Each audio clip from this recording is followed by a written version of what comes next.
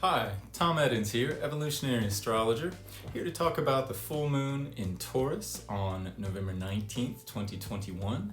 This is a full moon partial lunar eclipse, so it's kind of a special full moon, an extra potent full moon. The eclipses do that. They line us up with the ecliptic, with the sun's path. So there's a certain sense of destiny, a sense of attuning to our greater path and purpose in life at the time of the eclipses. So they're times of sort of reset, of spiritual reset in a sense, where we're kind of pulled back in tune, back into alignment with our cosmic cycles, our cosmic purpose. And all in all, that's kind of the nature of astrology, to tune us, to tune the microcosm to the macrocosm. So the cosmos is circling at incredible speeds and amazing things going on, and we're all a part of it. We're on this great ride. And so if we can be in our center and tune, in tune to the movements of the cosmos, then we find ourselves centered inside of something greater than ourselves. And that's when the magic really starts to happen. And that's why I love evolutionary astrology, because it's a tool for doing just that, for helping us to tune in to the cosmos and get centered on a greater life path. And at this time in the world, I find that I believe that's about the most powerful thing that we can do, because we're really facing a spiritual crisis as much as we are any type of physical crisis, political or social crisis. For each individual, this is a really important time to come into ourselves and find our center and our sense of unity internally, because there's such division externally. So where are we going to find the unity? You know, if we're divided in ourselves, then that's all we're going to find externally. We've got to look for that which we need externally, got to look for it on the inside. So we got to find our own unity, and the way we do that is to get centered and to get lined up with who we really are, with who we are in a bigger sense, in a deeper nature. And so here we are at eclipse time, and the nature, the cosmos, the natural forces are really helping to do just that all the time. And that's what astrology is about. How can we line up with that, with our greater path, and with being, you know, in the vortex, so to speak, in the spinning cosmos, and aligned with our power. All right, so I'm going to talk about this full moon. I want to characterize it by the sign it's in, and what that means. What is a full moon, a sun-moon opposition, and what are the aspects? This full moon's making a square to Jupiter. It's a T-square. We got the sun on one side and then the moon on the other, and then so just out from the middle is Jupiter. We'll see when I pull up the chart. But Jupiter, our expansiveness. We'll go further into that and into the rest of the aspects that aren't exactly aspects to the full moon, but the rest of the chart, what's going on in the chart, in the cosmos right now, because there's some alignments with some of the other planets we want to mention as well. So before we get into that, just wanted to say, please subscribe to the channel if you like what I'm doing here. Like this video. It really helps me get out there more, and it also enables you to be able to, of course, get the notifications and know when the videos come out and so forth. So please subscribe to the channel, like the video, and also check out astrologytom.com. It's my website for more information on who I am, what I do, and the services I offer. So astrologytom.com. All right, without further ado, let's hop into the chart. So I'm going to go ahead and pull this up. All right, and here we are. So we can see, obviously I've simplified it to the most basic aspect, and then I'll add on from there. So you can see we got the sun and the moon here opposite one another. Let's just talk about that first here. So the sun in Scorpio. Scorpio really represents this time of year when things are falling away externally, and it's bringing us to understand what is really at the deep level, you know, what is really solid at our core. And as it's like we look out in nature, at least in the northern hemisphere here, moving into the fall, so all the leaves are falling off the trees and it's gotten really pretty, and then it's moving towards becoming more barren. Up here in the mountains of North Carolina, it's everything, all the leaves are about off. There's still a few, but it's very gray out there. You walk through the woods and you can see a long distance, but you see skeletons all through the woods, because that's this time of year. And so it's the time of year when the veil is thin between the living and the dead.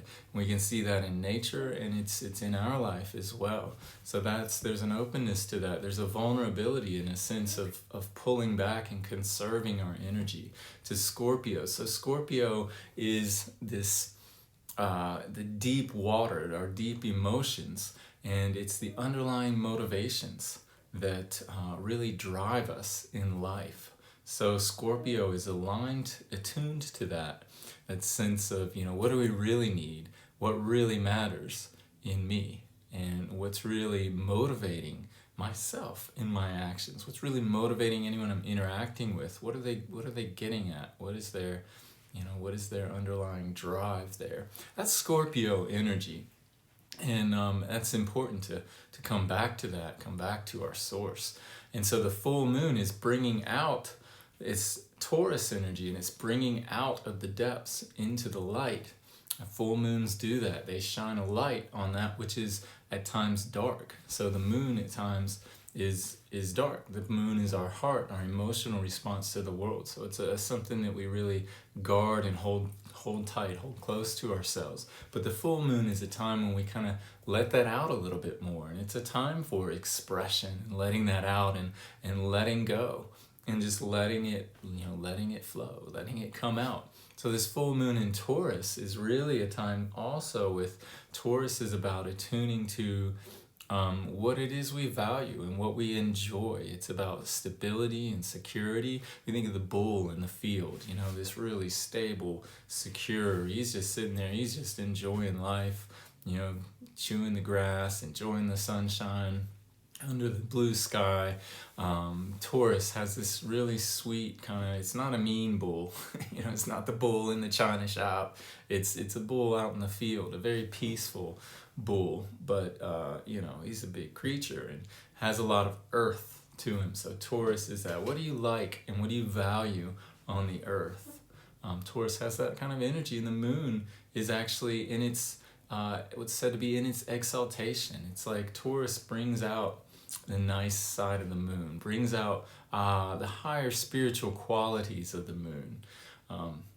Better way to say that. So that's the moon is the mother archetype. It's nurturing, it's attunement to our needs and to our heart and our emotions, our emotional response to the world. So when you see a creature in need, a creature is suffering, you have a natural compassionate response. And what does that look like for you? In Taurus, it's to make sure that creature is comfortable, they're fed, their needs are met, and that they're secure, they're safe, they're stable. So the moon in Taurus has this really natural compassion that flows through it. So how can we come to value our compassion more? How can we come, where are our values? And where do they need to drop away? Where can we bring them back? Thinking of this attunement, where are our values, Taurus, and what do we really need? What's really driving us from a deep emotional standpoint? Where is our soul attuned, and what does our soul get out of us partaking in whatever earthly kind of things we're partaking in? So, Taurus is a sign, it's a sensual sign. It likes things that feel good and taste good, that satisfy the senses, that smell good, all of these kind of things. And sometimes we get carried away with that and we forget what really matters. And so this full moon is a reckoning between those kind of things. And so really helping us redefine our values in that sense and how that looks in the external world. And so when we look at this full moon, then it's square to Jupiter, you see. So there's this T square, 90 degrees to either sun or moon, either luminary there. Jupiter is the part of ourself which expands into life, which is optimistic and sees the big picture and steps into it, not knowing what it's getting into, steps into it with faith. So how do we take leaps of faith? How do we leap forward in our life into the unknown? And where's the confidence and the surety and the centeredness, the uprightness of our being? In order to do that, Jupiter is really pulling us into that center. Jupiter has a strong moralistic quality. You know, why do we do this? Because it's right. What feels right? Jupiter in Aquarius is asking, you know, what's right for me as an individual? What's right for the community, and for me to contribute my individual genius in order to benefit the greater community.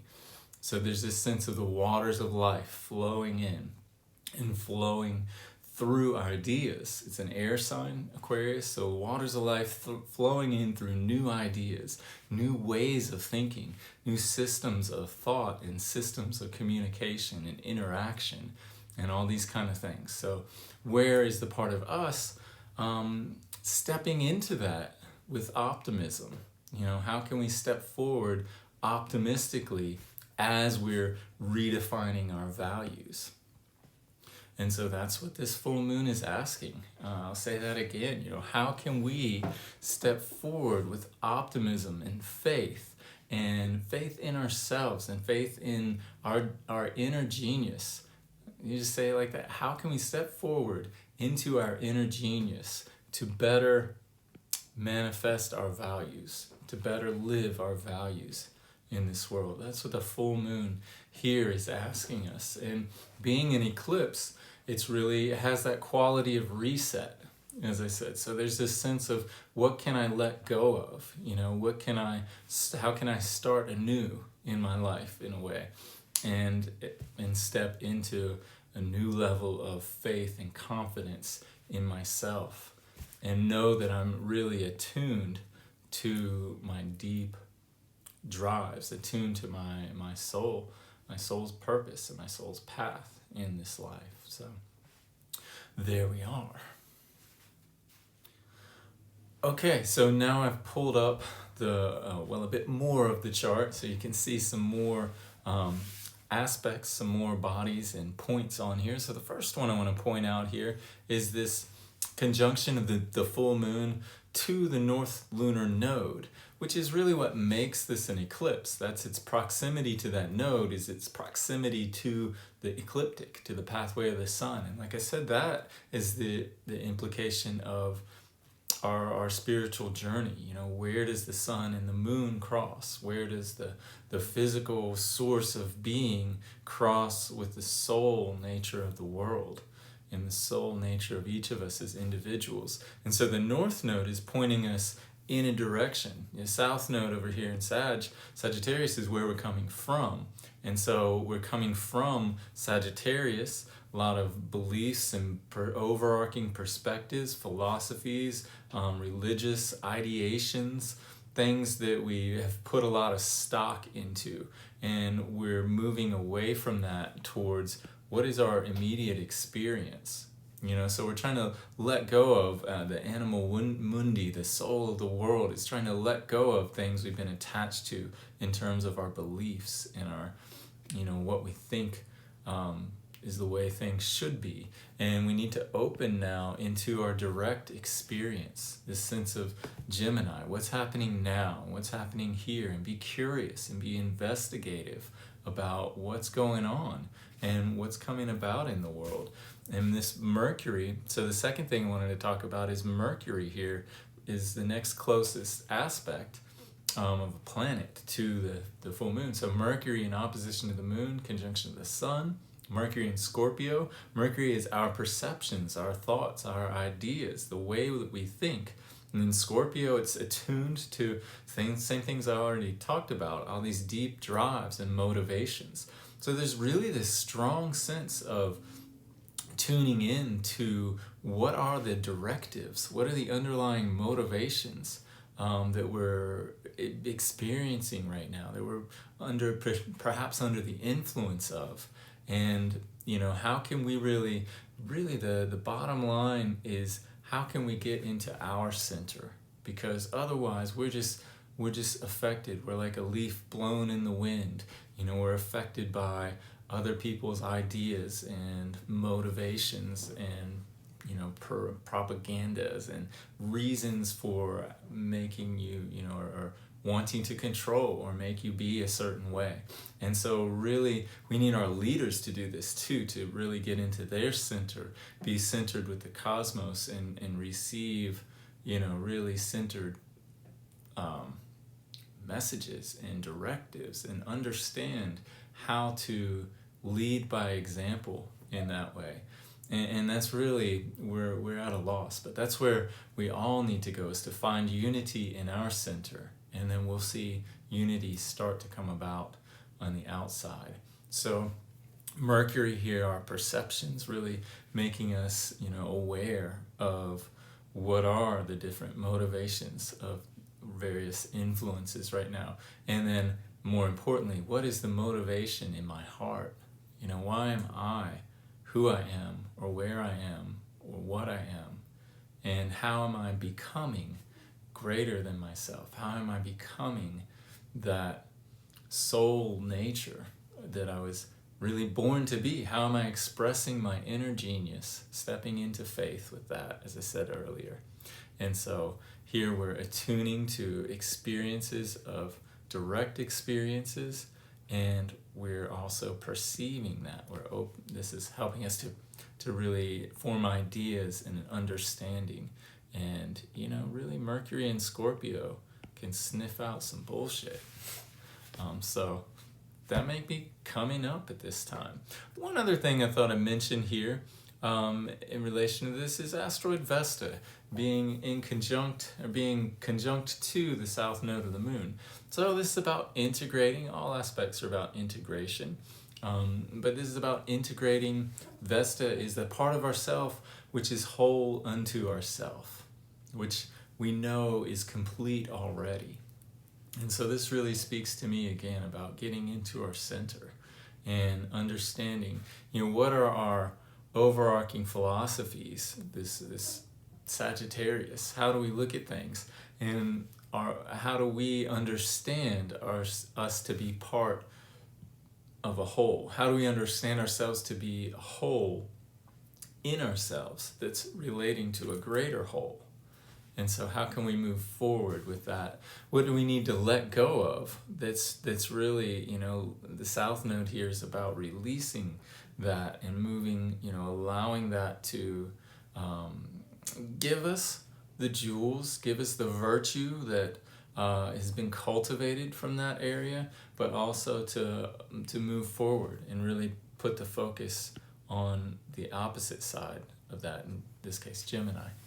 So what are the virtues of being whole into ourselves, of keeping our own hearth fire going? How can we keep ourselves going? How can you, do your yoga, do your qigong, do your meditation, eat well, sleep well, de-stress? These are ways we stay whole unto ourselves. And so wherever you are with that, letting go of what ideas you have that's keeping you from integrating that, and start to experience it, start to, come into new experiences, this Gemini, with those kind of things. It's really important right now. So the other things I wanted to mention here, that are, relating to the directly relating to the full moon, then, are these softer aspects, which is not to say it's a softer energy, because Pluto here is trine to this full moon, and it's sextile to the sun.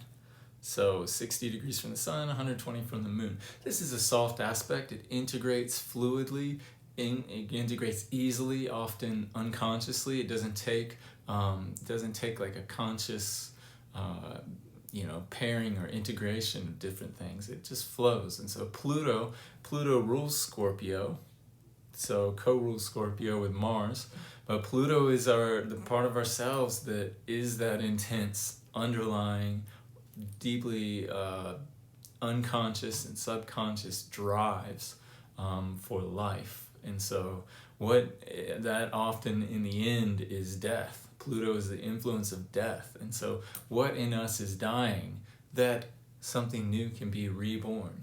I mean, so there's this perpetual cycle of life. You know, there's birth, there's growth, there's transformation, there's decline and death. And so Pluto, and then there's rebirth. And Pluto is that bridge between old life and new life. And so it's the bridge of transformation, and it's also the bridge of death and rebirth. So Pluto in Capricorn, you know, is systemic. It's a earth sign. That's why it's trine to Taurus, which is another earth sign. So Pluto in Capricorn is like wants to have a system, wants to have plans, wants to take action to get things done. It's an initiatory sign, a cardinal sign that initiates action. And in Capricorn, it initiates practical action, and action according to the plans and according to systems. So Pluto is really breaking down all of that. It's breaking down the old plans, breaking down the old systems. And so as we're approaching the rebirth aspect of Pluto, we want to ask ourselves what really matters.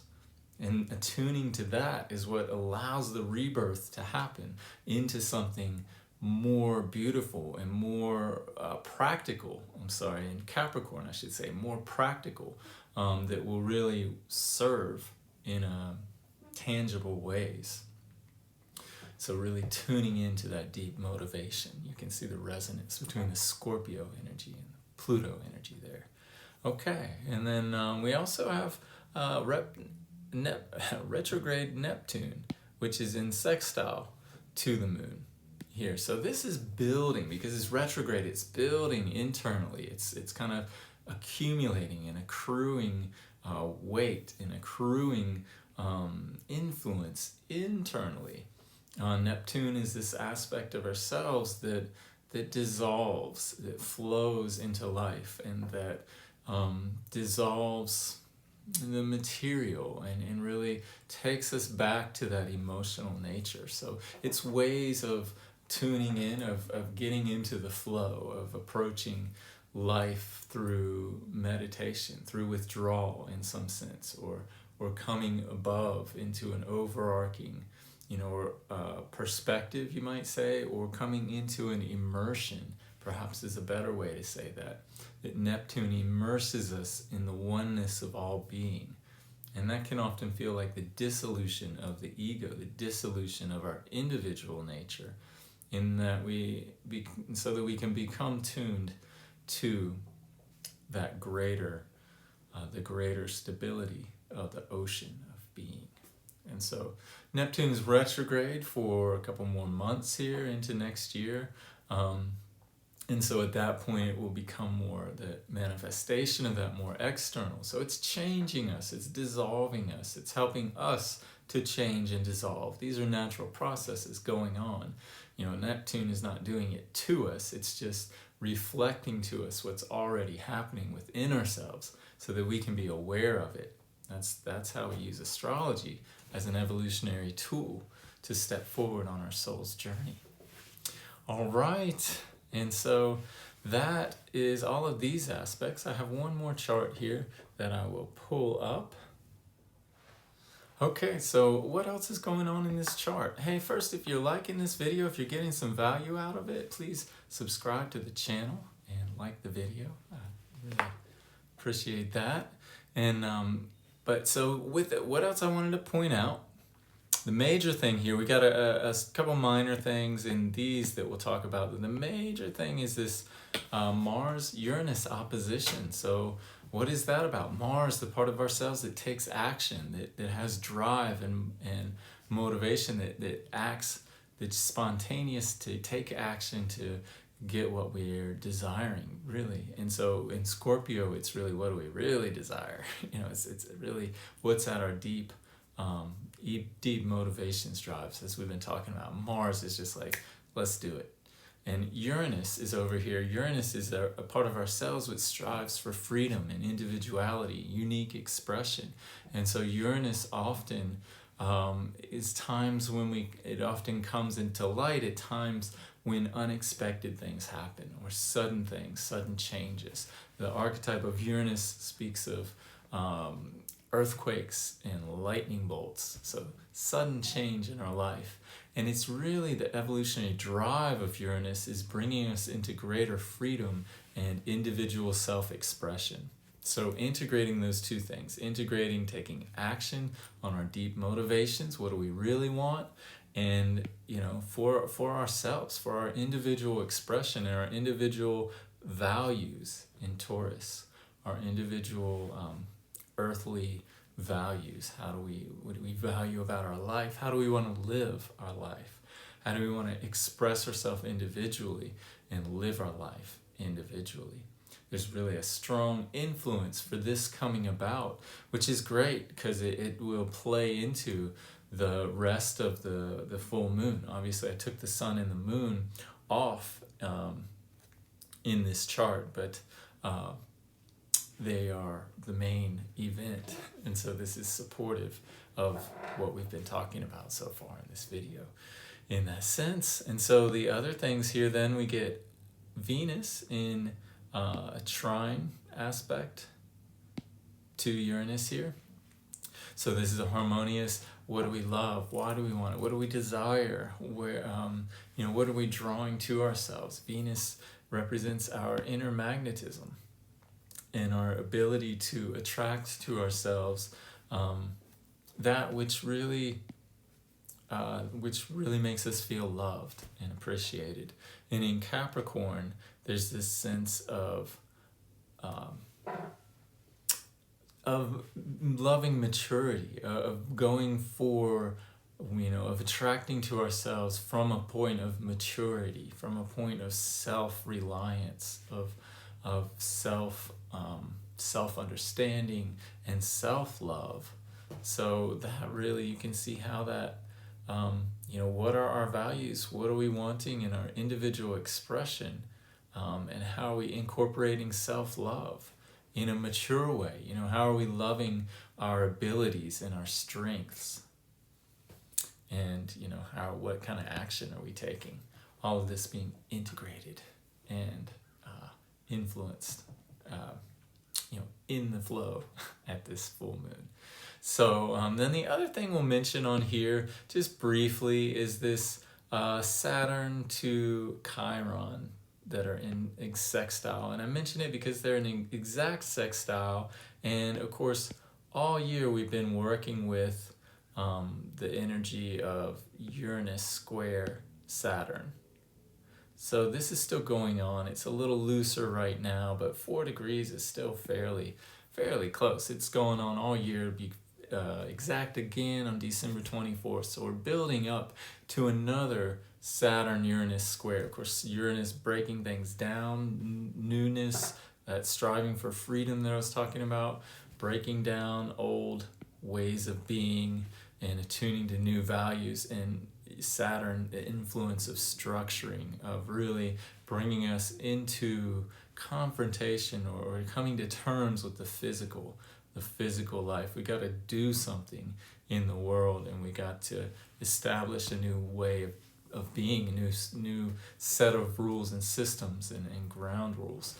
And so that's kind of where Saturn is coming into influence. And here with this sextile to Chiron going on, Chiron the wounded healer, Chiron in Aries, what kind of wounds do we have from over-aggression, from thousands of years of dominance and control, domination and control, and this overarching, overly aggressive way of being and taking. We are the takers now, and that's got to change. So finding a balance with that, and where have we not been assertive enough? The healthy side of Aries then is assertion. It's driving forward. It's stepping forward with courage and valor and these kind of things. And so how can we do that? How can we learn to do that as we were wounded, but now we're becoming the healer?